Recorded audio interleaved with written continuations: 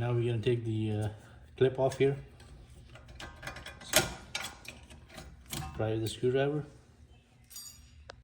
Okay, now I'm going to take the boots off of the caliper pin screws. That's 1, 2. Okay, now I'm using a number 7 hex head to take out the caliper guide pins. There's one here and one on the bottom.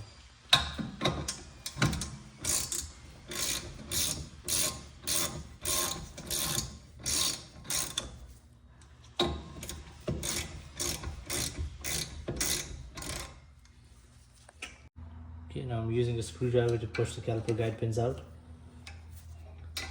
There's one.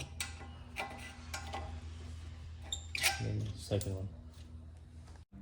Okay, this car comes with electronic parking brake, which means that we need to use a scan tool to electronically release the parking brake before we can compress the piston.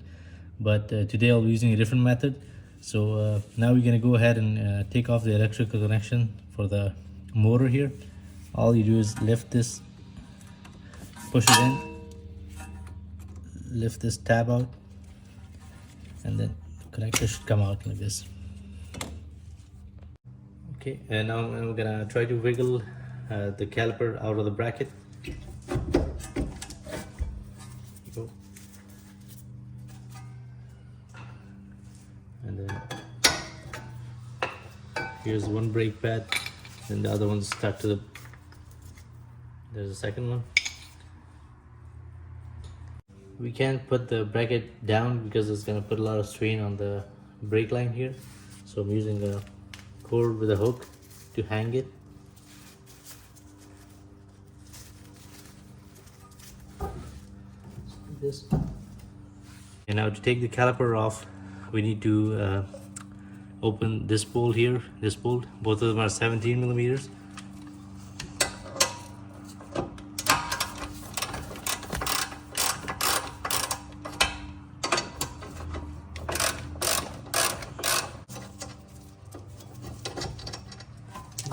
Take off the bracket. To take the rotor off, we need to unscrew this screw that holds the rotor.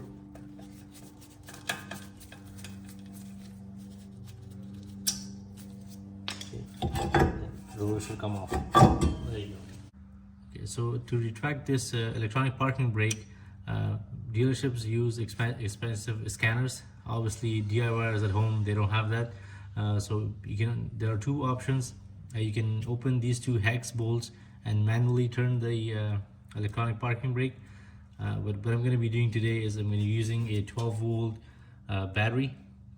The idea is if you plug in two wires with the opposite polarity to this electrical connection here, that will retract the electronic parking brake as well.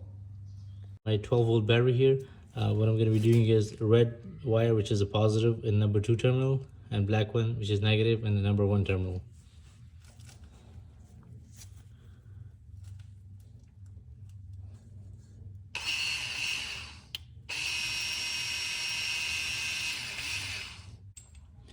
Okay, now that we have released the electric parking brake, I'm going to use my brake piston winding tool to push it in.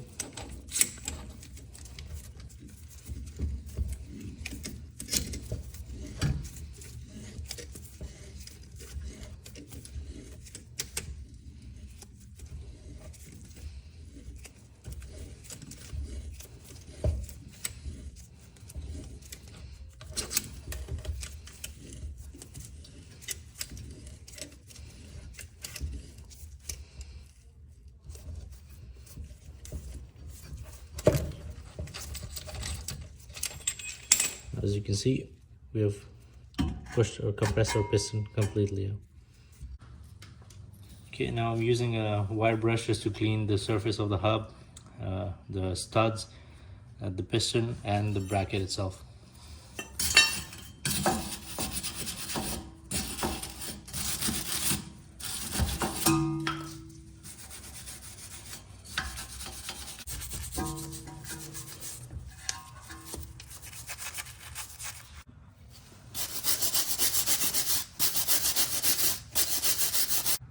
Okay, now I'm going to hit the hub and the caliper with some brake cleaner.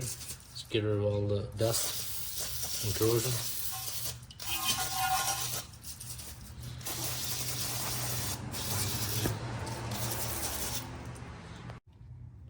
I'm going to put some anti-seize on the hub to prevent corrosion.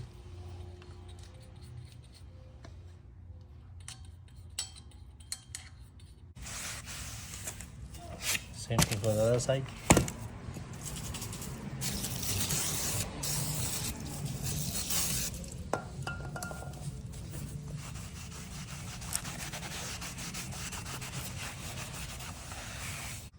Okay, now we'll put our new rotor in.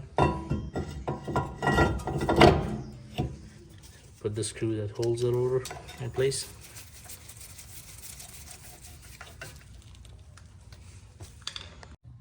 Okay, now we'll install our bracket back, two 17mm bolts.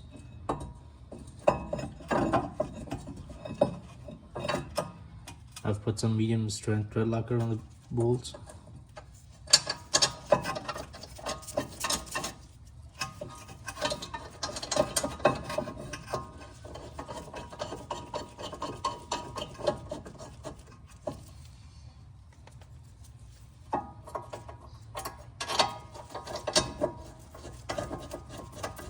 Torquing the two 17mm caliper bolts to 80 foot-pounds.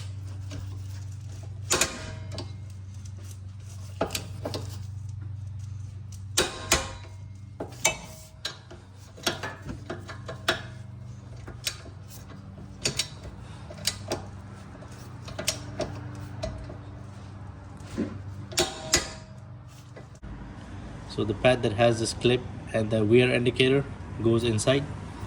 What I'm going to do is put some anti-seize at the top and same at the bottom.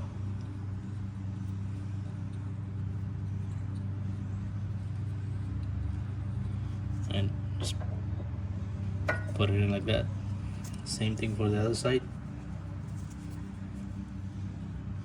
Some anti-seize on top and bottom. This is to minimize the metal to metal contact, basically.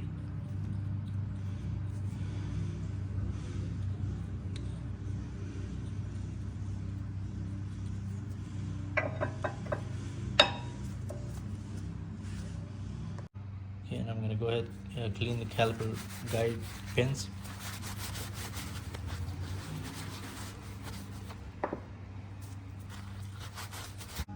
Okay, applying some silicone based grease to lubricate it. Okay, and I'm going to put the caliper back on.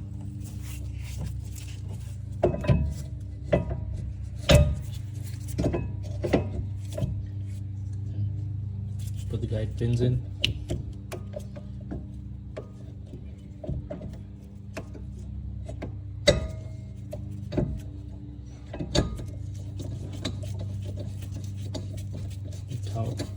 The bottom guide pin.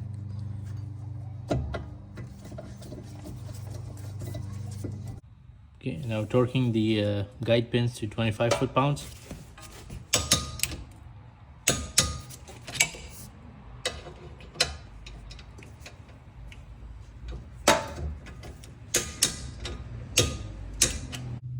Okay, now we'll put the guide pin boots back.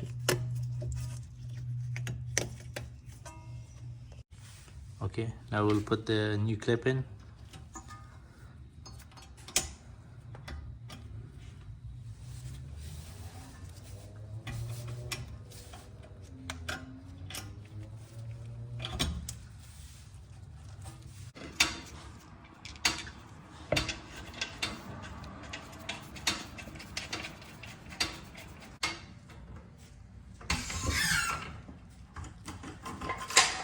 Okay, now we'll torque the lug nuts to 80 foot-pounds.